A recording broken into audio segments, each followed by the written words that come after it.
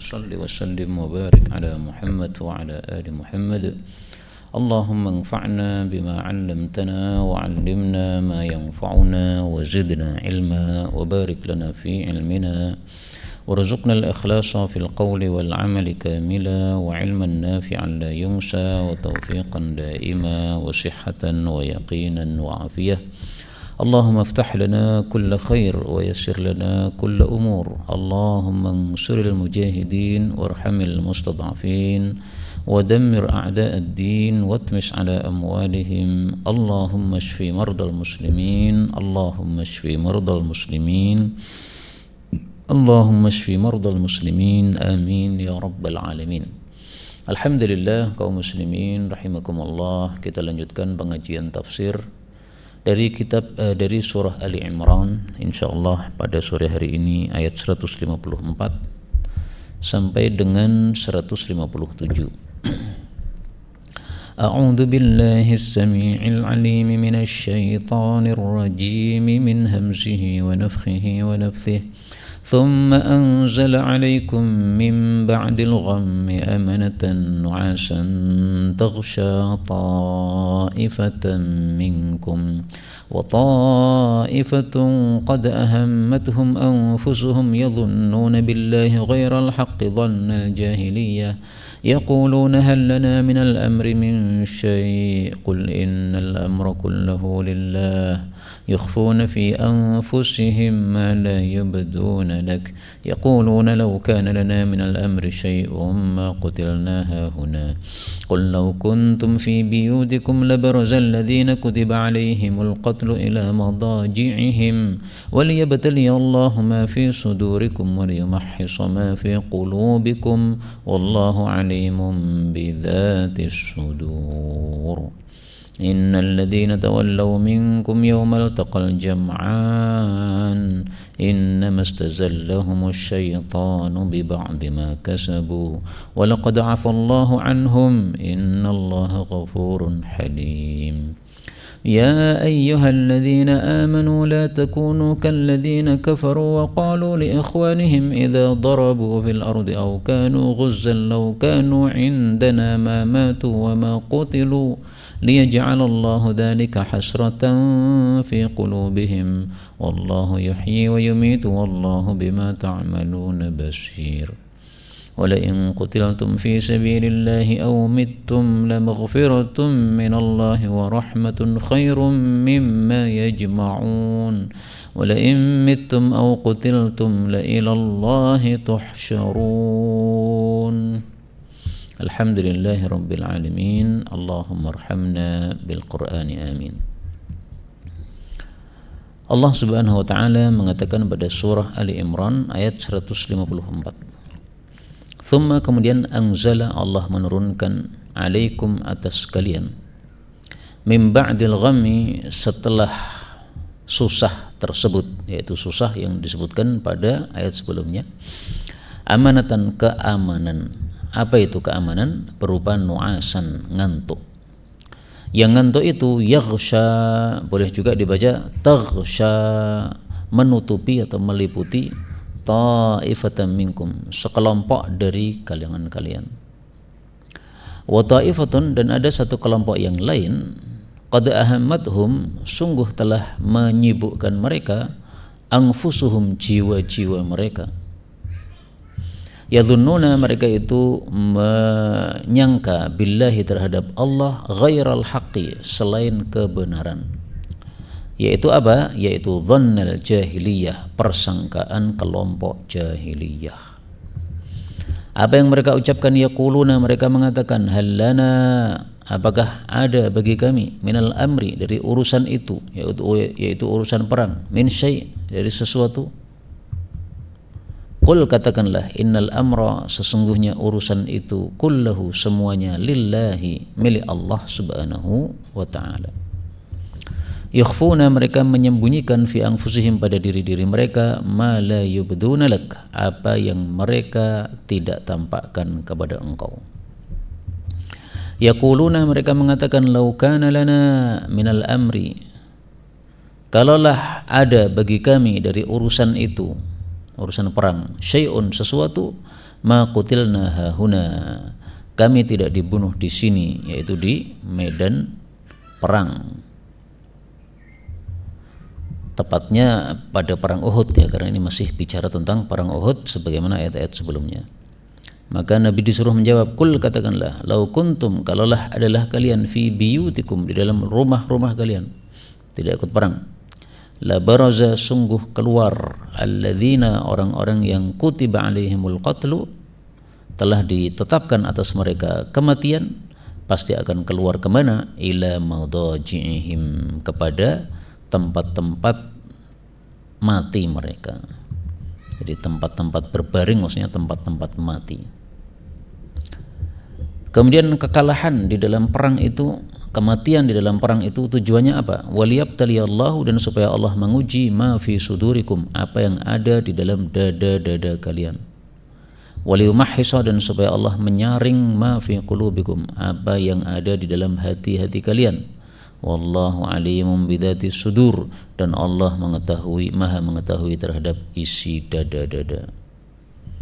Kaum muslimin rahimani wa rahimakumullah, ayat ini masih bicara pada perang Uhud, di mana umat Islam mengalami kemenangan pertama kali, kemudian kekalahan, kemudian kemenangan lagi. Nah, pada waktu mereka mendapatkan kekalahan, mereka menjadi gham, mereka menjadi susah. Tapi habis itu mereka perang lagi. Nah, pada saat perang itu Allah Subhanahu wa taala turunkan amanatan, rasa aman. Maka kata-kata amanatan itu artinya sama dengan amanan, ya, keamanan. Dan kata-kata keamanan diungkapkan dengan lafal amanah. Ini sebagaimana kita sebutkan, kita dapatkan dalam hadis Rasulullah sallallahu alaihi wasallam. Rasul mengatakan, ana amanatun li ashabi, amanatun li ashabi. Nah ini wa ana, ya. An-nujumu amanatun lis-sama, bintang-bintang itu adalah keamanan untuk langit-langit. Artinya selama masih ada bintang, maka langit masih aman, tidak akan hancur. Tapi kalau bintang-bintang sudah lenyap, maka pasti langit akan hancur sebagaimana yang dijanjikan oleh Allah Subhanahu wa taala.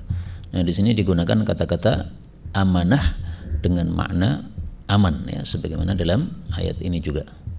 Nah, maka dari sisi bahasa kita temukan yang sama antara Quran dengan sunnah Nabi sallallahu alaihi wasallam. Tapi kemudian kita ambil beberapa faedah yang lain, ya. Kata-kata anzala, Allah menurunkan, ini menunjukkan bahwasanya Allah itu ulu, maha tinggi, ya. Fihi uluwullah. Ayat ini mengandung tingginya Allah Subhanahu wa taala. Dan tingginya Allah ini mengandung mencakup tiga hal, ya. Apa saja? Yang pertama adalah zatan, zatnya Allah tinggi di atas langit. Wasifatan, dan sifat Allah tinggi, tidak ada sifat yang rendah. Wa qahran, dan kekuasaan Allah tinggi, artinya bisa memaksa apapun atau melakukan apapun yang Dia kehendaki. Tidak seperti manusia, hanya punya keinginan tapi tidak selalu melakukan. Nah, maka tingginya Allah ini mencakup tiga hal ini, zatnya, sifatnya, dan qahr atau kekuasaannya. Kemudian kata-kata nu'as, rasa ngantuk, ini adalah penjelasan dari kata-kata rasa aman tadi. Dan ini sebagaimana dikatakan oleh Ibnu Mas'ud, qala Ibnu Mas'udin, asabana nu'asun fi ghazwati Uhud. Pada waktu perang Uhud kami ngantuk. Nah, ngantuknya ini adalah rasa aman dari Allah Subhanahu wa taala. Kok bisa rasa ngantuk menjadi rasa aman? Karena orang yang jiwanya tenang itu bisa ngantuk. Tapi kalau jiwanya tidak tenang, susah, maka susah tidur juga. Jadi ada orang yang saking sedihnya itu sehingga malam nggak bisa tidur, ya, karena gelisah dan sebagainya. Nah, ini rasa ngantuk ini menunjukkan adanya rasa tenang. Dan orang kalau sudah ngantuk, maka ketika bangun itu sudah fresh, sehingga bisa menghadapi masalah yang besar dengan fresh. Dan ngantuk itu ada dua macam. Kalau di perang itu adalah dari Allah Subhanahu wa taala, kalau di dalam salat itu dari setan. Kita temukan penjelasnya dalam kitab Zadul Ma'ad. Zadul Ma'ad tulisan Ibnu Qayyim, dan ini kitab yang sangat bagus. Nu'asani wan nu'asu. Beliau mengatakan wan nu'asu fil harbi, dan ngantuk ketika perang, wa indal khaufi, dan ketika takut, dalilun alal amni, menunjukkan rasa aman, wa huwa minallah, dan itu datangnya dari Allah. Wa fis salati, adapun ngantuk ketika salat, wa majalisil dzikri wal ilmi, dan ketika majlis ilmu, minasyaitan, itu adalah termasuk dari setan. Nah, maka ketika majelis ilmu jangan ngantuk, itu tanda dari setan, dan ini bisa kita temukan penjelasannya dari kitab Zadul Ma'ad. Kemudian di sini tadi dibaca taghsha, boleh juga dibaca yaghsha, ya. Berarti fihi qiraatan. Di sini ada dua qiraah. Kalau dibaca taghsha berarti kembali kepada amanatan. Kalau dibaca yaghsha berarti kembali kepada nu'asan. Nah, maka bisa mudzakkar, bisa muannats. Kemudian yang dimaksud ta'ifatan minkum ini adalah umat Islam, al-muslimun. Sehingga yang munafik itu tidak mengalami ngantuk. Yang ngantuk itu berarti tanda dia Islam, sehingga mendapatkan ketenangan dari Allah Subhanahu wa taala. Nah, sementara wa ta'ifatun ini maksudnya adalah ta'ifatun ukhra, kelompok yang lain. Kenapa kita artikan kelompok yang lain? Karena kalau ada dua isim nakirah dalam satu kalimat, berarti yang pertama dengan yang kedua itu berbeda. Nah, maka di sini ta'ifatan nakirah, kemudian ta'ifatun nakirah lagi, berarti ini adalah kelompok yang lain. Maka yang dimaksud adalah al-munafikun. Kelompok yang kedua yang nggak bisa ngantuk ini adalah orang-orang munafik. Kenapa nggak bisa ngantuk? Gara-gara ahammathum anfusuhum, ya, menyusahkan mereka, jiwa-jiwa mereka. Yang dimaksud menyusahkan ini disebutkan oleh para ulama tafsir, yaitu adalah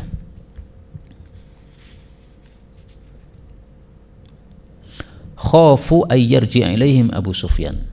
Khafu, mereka takut, ayyarji'a, bahwasanya kembali, ilaihim, kepada mereka, Abu Sufyan. Abu Sufyan yang memimpin peperangan pada waktu perang Uhud tadi. Nah, saking ketakutannya kalau Abu Sufyan nyerang kembali, mereka tidak bisa tidur, sehingga tidak mendapatkan keamanan tadi. Adapun yadhunnuna billahi ghairal haq, mereka menyangka yang tidak benar terhadap Allah, yaitu persangkaan mereka apa? Annal Islam, bahwasanya Islam itu laisa haqqan, bahwasanya Islam itu bukan agama yang benar, tapi agama yang batil. Nah, cara mikir mereka bagaimana? Kalau Islam agama benar pasti menang, kalau kalah berarti Islam agama batil. Nah, itu persangkaan mereka, cara berpikirnya seperti itu. Adapun kita orang-orang beriman tidak begitu. Kita berpikir kalau menang itu karena pertolongan dari Allah, kalau tidak menang itu karena ujian dari Allah Subhanahu wa taala. Jadi kita yakin semuanya sudah ditakdirkan oleh Allah. Ada kalanya Allah kasih kemenangan, ada kalanya Allah kasih kekalahan ujian. Kemenangan adalah karunia dan pertolongan dari Allah Subhanahu wa taala. Kemudian dhannal jahiliyah, ini ada sesuatu yang mahdzuf, ya. Takdirnya adalah apa? Dhanna al-firqati al-jahiliyah. Karena dhanna ini adalah mudzakkar, jahiliyah ini muannats. Sehingga ini tidak mungkin kalau jahiliyahnya sebagai sifat bagi dhann, ya. Nah, maka mausufnya adalah ini al-firqah al-jahiliyah. Persangkaannya kelompok jahiliyah. Kelompok jahiliyah siapa? Ya, orang-orang kafir, orang-orang yang masih bodoh karena mereka tidak menerima agama Islam. Kemudian yang dimaksud perkataan mereka ini, yaquluna hal lana minal amri min syai', mereka mengatakan apakah kami punya sesuatu dari urusan perang ini, ya. Maksudnya mereka tidak punya hak untuk menetapkan sesuatu dalam urusan perang. Jadi pengennya mereka kan tidak keluar ke medan Uhud, kan, pengennya nunggu saja di Madinah. Kalau musuh datang menyerang kita hadapi, kalau tidak datang ya kita alhamdulillah santai. Nah, tapi Rasulullah SAW sudah bermusyawarah, dan hasil musyawarahnya adalah keluar ke medan perang Uhud. Nah, musyawarah tidak boleh diselisihi. Akhirnya mereka pun terpaksa keluar. Nah, terpaksanya keluar ini mereka anggap bahwasanya mereka tidak punya urusan, yaitu tidak bisa mengendalikan urusan. Nah, yang mengatakan seperti ini siapa? Qalahu Ubay ibnu bukan Ubay ya, Abdullah ibnu Ubay ibnu Salul. Ini tokohnya orang-orang munafik.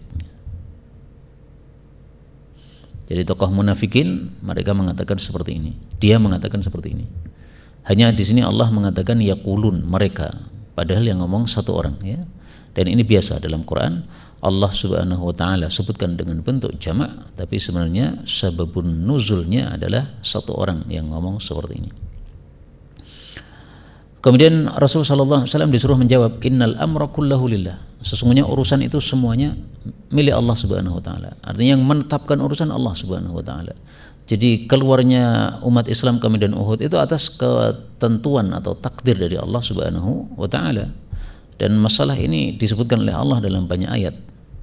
Misalnya ala lahul khalqu wal amru. Ala, ketahuilah, lahu, hanya milik Allah, al khalqu, penciptaan, jadi yang bisa mencipta hanya Allah, wal amru, dan perintah, jadi yang bisa memerintahkan hanya Allah Subhanahu wa taala.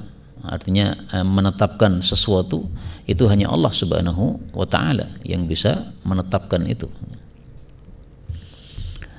Adapun kata-kata ma la yubduna lak, sesuatu yang mereka tidak tampakkan kepada engkau, ya tentu saja maksudnya adalah apa? Al-kufra, kekufuran. Kekufuran mereka sembunyikan, tetapi sudah tampak kekufuran itu di dalam ucapan mereka kepada kaum muslimin. Adapun perkataan ini, yaquluna law kana lana minal amri syai'un ma qutilna hahuna. Ini yang ngomong orang lain. Siapa yang ngomong? Qalahu Mu'tab ibni Qushair. Jadi ada dua tokoh yang disindir oleh Allah Subhanahu wa taala pada ayat ini. Yang pertama tadi Abdullah bin Ubay bin Salul, yang kedua adalah Mu'tab atau Ma'tab bin Qushair, yang juga termasuk dari tokoh orang-orang munafik karena mengucapkan kata-kata yang menunjukkan tidak adanya iman kepada Allah Subhanahu wa taala. Dia mengatakan ma qutilna hahuna, kami tidak akan dibunuh di sini. Berarti tidak percaya dengan takdir Allah Subhanahu wa taala. Ini perkataan jelas batil. Kenapa? Karena segala sesuatu sudah ditetapkan oleh Allah Subhanahu wa taala sebelum diciptakannya langit dan bumi, ya, sebagaimana disebutkan dalam hadis. Rasulullah sallallahu alaihi wasallam menceritakan tentang makhluk yang pertama kali diciptakan oleh Allah. Awwalu ma khalaqallahul qalam. Pertama kali yang diciptakan oleh Allah adalah pena. Kemudian pena itu disuruh oleh Allah Subhanahu wa taala, fa amarahu fakataba kulla syai'in. Maka Allah Subhanahu wa taala menyuruhkan kepada pena untuk mencatat segala sesuatu yakunu, yang akan terjadi. Nah, termasuk apa yang terjadi dalam perang Uhud ini sudah ditetapkan oleh Allah Subhanahu wa taala. Sehingga perkataan ini sangat-sangat batil karena menunjukkan tidak percayanya kepada takdir Allah Subhanahu wa taala. Maka Allah menegaskan, andaikan orang-orang itu tidak mau keluar ya, untuk perang, tapi sudah ditakdirkan mati, la baraza ila madajihim, pasti juga akan keluar ke tempat kematian. Tidak harus mati di perang Uhud ya. Takdirmu mati, tapi kamu tidak ikut perang, akan mati juga. Kemana? Ke tempat yang kamu akan mati di situ. Tidak harus di medan Uhud. Dan ini sebagaimana sabda Nabi SAW, ilaiha hajatan. Rasulullah bersabda, idza qadallahu ta'ala li'abdin ayyamuta bi'ardin. Kalau Allah sudah menetapkan seorang hamba mati di satu tempat, ja'alallahu lahu ilaiha hajah. Allah pasti menjadikan dia butuh untuk pergi ke tempat tersebut, terus mati di situ, sehingga tidak bisa ditolak. Ya. Jadi orang menolak kematian nggak bisa, karena sudah ada takdirnya dari Allah Subhanahu wa taala. Dan ini hadis sahih riwayat Tirmidzi. Ini beberapa faedah yang dapat kita ambil dari ayat yang panjang ini ya. Dan satu ayat sudah menghabiskan separuh waktu karena memang ayatnya panjang. Sekarang kita lanjutkan ayat berikutnya 155. Allah Subhanahu wa taala mengatakan, innalladzina, sesungguhnya orang-orang yang tawallau, berpaling, minkum, dari kalangan kalian, yaumal taqal jam'ani, pada hari bertemunya dua kelompok, yaitu muslim dan kafir, innama, sesungguhnya tiada lain, istazallahumus syaitan, setan itu sudah menggelincirkan mereka, bi ba'di ma kasabu, dengan sebab sebagian apa yang mereka lakukan. Walaqad afallahu anhum, dan sungguh Allah telah memaafkan terhadap mereka, karena Allah Maha Pemaaf, ya. Innallaha ghafurun halim, sesungguhnya Allah itu Maha Pengampun, Maha Aris.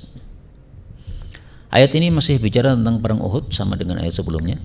Maka di sini Allah Subhanahu wa taala menjelaskan bahwa yang lari di medan perang Uhud itu karena bisa dipengaruhi oleh setan.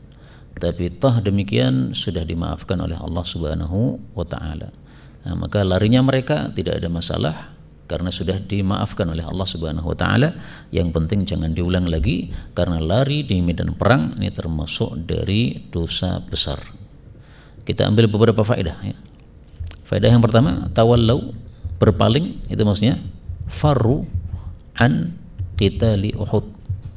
Mereka lari dari perang Uhud, dan ini termasuk dosa besar sebagaimana sabda Nabi sallallahu alaihi wasallam, ijtanibu as-sab'al mubiqati.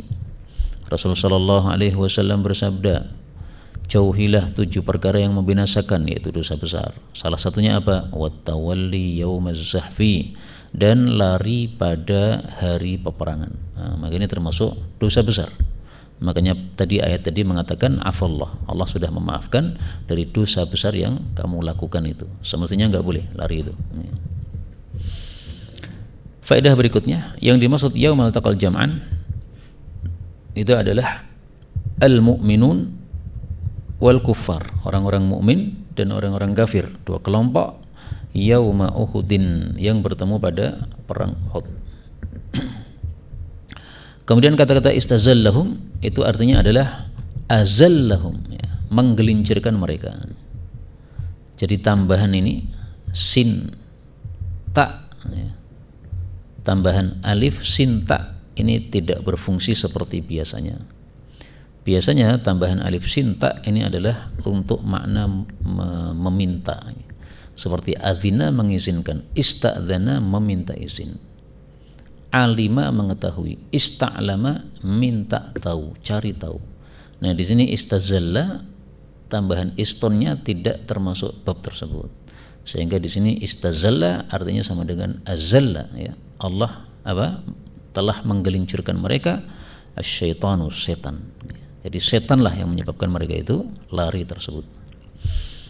Nah, di sini ada kaidah. Kaidahnya mengatakan ziyadatul mabna ziyadatul makna.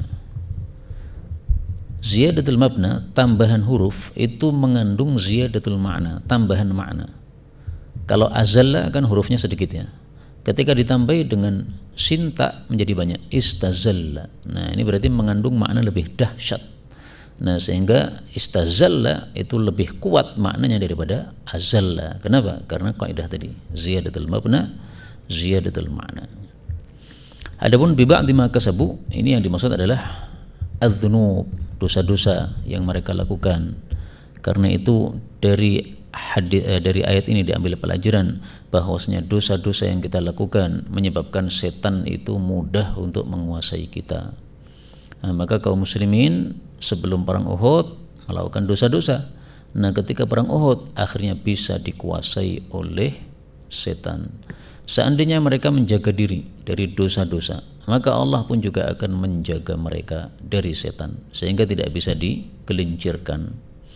Maka ini introspeksi bagi kita juga, ya, tidak hanya membaca cerita kemudian dilewatkan, tapi introspeksinya adalah mari kita jauhi dosa-dosa supaya tidak mudah dikuasai oleh setan.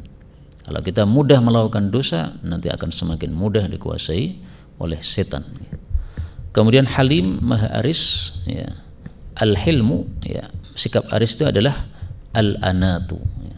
Al-anatu itu perlahan-lahan, ya. Atau adamu sur'atil ghadab, tidak cepat marah sehingga tidak mudah menghukum orang yang berbuat salah. Makanya Allah tadi mengatakan walaqad afallah, Allah sudah maafkan, karena Allah punya sikap aris ini. Kalau Allah tidak punya sikap aris, sudah dihabisi oleh Allah, diturunkan siksa sampai mereka tidak bisa hidup lagi sama sekali. Kemudian ayat 156 Allah Subhanahu wa taala mengatakan, ya ayyuhalladzina amanu, wahai orang-orang yang beriman, la takunu, janganlah kalian itu menjadi kalladzina kafaru, seperti orang-orang yang kafir. Wa qalu, dan mereka orang-orang kafir itu berkata li ikhwanihim, kepada saudara-saudara mereka, idza darabu, apabila mereka itu bersafar fil ardi, di bumi, au kanu ghuzan, atau adalah mereka itu berperang. Apa kata mereka? Lau kanu indana, kalaulah mereka itu berada di tengah-tengah kita, artinya tidak ikut perang, mamatu, mereka tidak akan mati, wama qutilu, dan mereka tidak akan dibunuh. Nah, ucapan seperti ini Allah Subhanahu wa taala takdirkan kepada mereka. Tujuannya apa? Liyaj'alallahu, supaya Allah menjadikan dzalika, hal itu, hasratan, penyesalan yang dahsyat, fi qulubihim, dalam hati mereka. Wallahu, dan Allah itu yuhyi, yang menghidupkan, wa yumitu, dan yang mematikan. Wallahu, dan Allah itu bima ta'maluna, dengan apa yang kalian lakukan, basirun, maha melihat. Kaum muslimin rahimani wa rahimakumullah, ayat ini bicara tentang orang-orang munafik yang mereka itu menyesalkan adanya kematian kaum muslimin dari saudara-saudara mereka yang ikut di medan perang Uhud. Karena yang mati itu kebanyakan dari orang-orang Ansar, orang-orang muhajirin yang mati cuma 4. Padahal totalnya yang mati di medan perang Uhud ada 70. Nah, berarti 66-nya dari kalangan Ansar, 4-nya dari kalangan muhajirin. Nah, maka mereka menyesalkan kematian mereka, akhirnya kemudian mengucapkan kata-kata ini, nggak usah perang, karena kalau perang itu nanti menyebabkan kematian. Kalau seandainya kemarin mereka tidak ikut perang, tidak akan mati. Nah, perkataan ini dilarang oleh Allah untuk ditiru, jangan seperti itu. Orang-orang munafik yang mengatakan begitu tanda bahwa mereka tidak punya keyakinan terhadap takdir Allah Subhanahu wa taala, dan ini adalah kekafiran, karena iman kepada takdir termasuk rukun iman yang wajib diimani atau diyakini oleh kaum muslimin. Nah, maka kita ambil beberapa faedah di sini. Yang dimaksud kalladzina kafaru, seperti orang-orang kafir, ini maksudnya adalah al-munafikin. Nah, berarti fal munafik kafir indallah. Maka munafik itu sebenarnya kafir di hadapan Allah Subhanahu wa taala. Kalau di hadapan hukum dunia mereka masih dinilai sebagai muslim. Kenapa? Karena nahnu nahkumu bidzawahir. Kita menghukumi sesuai zahir. Sehingga zahirnya masih Islam, salat, ya kita katakan sebagai muslim, tidak boleh dibunuh. Tapi hakikatnya di hadapan Allah Subhanahu wa taala munafik adalah kafir. Dan ini banyak sekali ayat-ayat yang menunjukkan bahwa munafik itu kafir. Misalnya Allah Subhanahu wa taala mengatakan, waddu law takfuruna kama kafaru. Waddu, mereka sangat ingin. Mereka siapa? Munafik, karena sudah disebutkan sebelumnya pada ayat sebelumnya. Waddu, mereka sangat ingin, law takfuruna kama kafaru, bahwasanya kalian kafir seperti mereka kafir. Ini surat An-Nisa ayat 89 ya. Banyak sekali ayat-ayat yang menunjukkan bahwa munafik itu hakikatnya adalah kafir, yaitu di mata Allah Subhanahu wa taala. Nah, kemudian li ikhwanihim, saudara-saudara mereka, itu maksudnya adalah fil qarabah, saudara kerabat. Minal Ausi wal Khazraj, dari kalangan Aus dan Khazraj. Wa qad mata 66 minhum fi ghazwati Uhud. Jadi yang mati di kalangan orang-orang Ansar ada 66 ya. Sementara Muhajirin hanya 4 orang saja. Nah, itulah yang menyebabkan mereka berkomentar seperti ini tadi. Kemudian kata-kata darabu fil ardi ini maksudnya adalah safaru, mereka bersafar. Kenapa orang musafir disebut darabu? Li'annal musafir daraba bi rijlihil arda. Karena musafir itu memukuli bumi dengan kakinya berjalan-jalan. Nah, itulah sebabnya musafir disebut darabu fil ardi. Kemudian hasrah itu artinya adalah asyaddu nadamah, penyesalan yang dahsyat. Jadi jangan diartikan penyesalan saja ya, penyesalan yang dahsyat terhadap mereka. Ayat berikutnya Allah Subhanahu wa taala mengatakan wala in qutiltum fi sabilillahi, dan sungguh jika kalian itu dibunuh di jalan Allah, yaitu di medan perang, au muttum, atau kalian mati yaitu di jalan Allah, la maghfiratum minallahi, sungguh ampunan dari Allah, wa rahmatun, dan rahmat dari Allah, khairun, lebih baik, mimma yajma'un, dari apapun yang mereka kumpulkan yaitu harta dunia. Kaum muslimin rahimani wa rahimakumullah, ayat ini menjelaskan hakikat mati di medan jihad.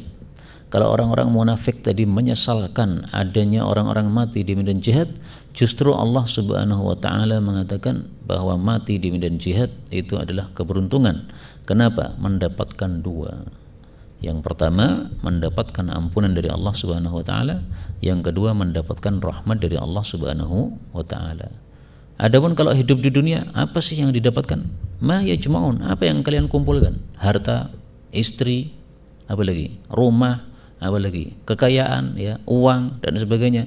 Nah, itu kalau dibandingkan dengan ampunan dan rahmat Allah Subhanahu wa taala, enggak ada nilainya sama sekali, karena hal-hal remeh dunia tersebut tidak bisa menyebabkan orang masuk surga. Tapi kalau ampunan dan rahmat ini bisa menghantarkan orang masuk ke surganya Allah Subhanahu wa taala. Jadi ayat ini menjawab perkataan orang munafik yang disebutkan pada ayat sebelumnya ya. Kalau kamu menyesalkan kematian di medan jihad, justru Allah memuji kematian di medan jihad karena adanya fadilah yang besar ini. Karena itu kita ambil beberapa faedah ya. Faedah yang pertama, bahwasanya ayat ini menunjukkan fadilahnya qutiltum fi sabilillah, yaitu terbunuh di medan jihad di jalan Allah Subhanahu wa taala. Dan fadilahnya sangat banyak. Salah satunya sabda Nabi sallallahu alaihi wasallam, lisyahidi sittu khisal. Dalam riwayat yang lain sab'u khisal. Orang yang mati syahid mendapatkan 7 kebaikan.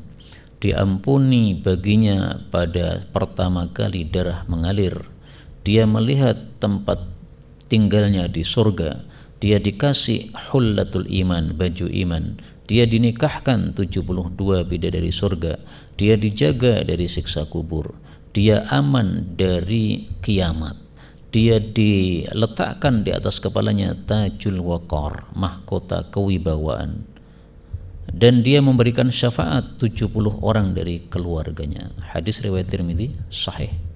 Nah, ini fadilah dari orang-orang yang mati syahid, sehingga pada ayat ini Allah Subhanahu wa taala mengatakan khairun ya, mimma yajma'un, ya, lebih baik dari apa yang mereka kumpulkan, yaitu harta dunia ya.